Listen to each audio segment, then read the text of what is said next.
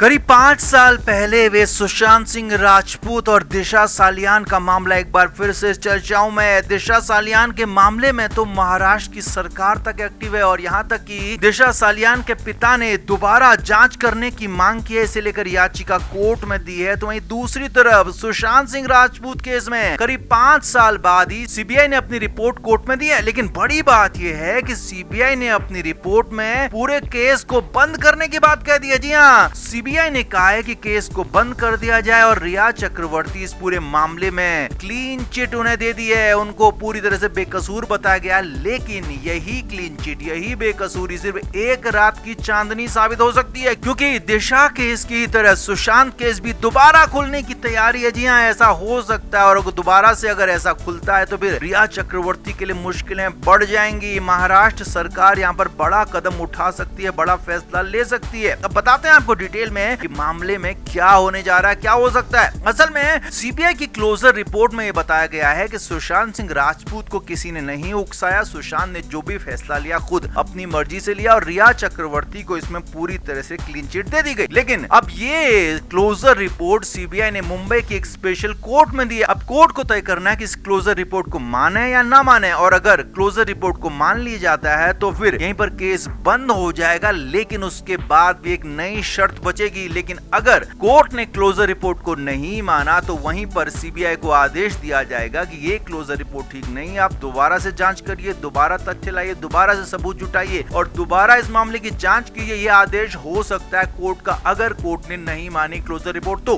अब अगर सीबीआई की क्लोजर रिपोर्ट विशेष अदालत ने मान ली तो यहाँ पर बड़ा ट्विस्ट इस केस में आ सकता है, क्योंकि ये क्लोजर रिपोर्ट महाराष्ट्र की सरकार इसमें दावा ये कर सकती है कि इसके खिलाफ अपील कर सकती है। जी हाँ, यही खबर है, बड़ी खबर है। अब जिस तरह से दिशा सालियान केस यहाँ पर खुला है, दिशा सालियान केस आगे बढ़ रहा है, तो उसी तरीके से महाराष्ट्र की सरकार सुशांत सिंह राजपूत केस को भी दोबारा खोलने की तैयारी कर सकती है और इस क्लोजर रिपोर्ट के खिलाफ हाई कोर्ट में याचिका दे सकती है कि इसे दोबारा खोला जाए, दोबारा जांच की जाए, क्योंकि दिशा सालियान और सुशांत सिंह राजपूत का मामला एक दूसरे से जुड़ा हुआ माना जाता था। हमेशा से यही कहा गया और खास तौर पर बीजेपी के नेताओं ने, नीतीश राणे ने और कई और नेताओं ने भी हमेशा यही आरोप लगाया कि दिशा सालियान मामला, सुशांत सिंह राजपूत का मामला एक दूसरे से जुड़ा हुआ है और अगर दिशा मामले की दोबारा जांच होती है तो तय है कि सुशांत सिंह राजपूत मामले की भी दोबारा जांच होगी और सीबीआई की इस क्लोजर रिपोर्ट को महाराष्ट्र की सरकार मानने से इनकार कर सकती है, क्योंकि तब बीजेपी विपक्ष में थी और हमेशा यही मांग करती थी कि ये अलग तरीके के केस है, इसमें सुशांत सिंह राजपूत को मारा गया है, वो खुद नहीं गए हैं। तो इसीलिए अब जबकि बीजेपी की सरकार है तो वही बीजेपी अब यहाँ पर सीबीआई की क्लोजर रिपोर्ट को मानने से इनकार कर सकती है और ऐसा होता है तो रिया चक्रवर्ती के लिए ये क्लोजर रिपोर्ट, ये क्लीन चिट सिर्फ एक रात की चांदनी साबित हो सकती है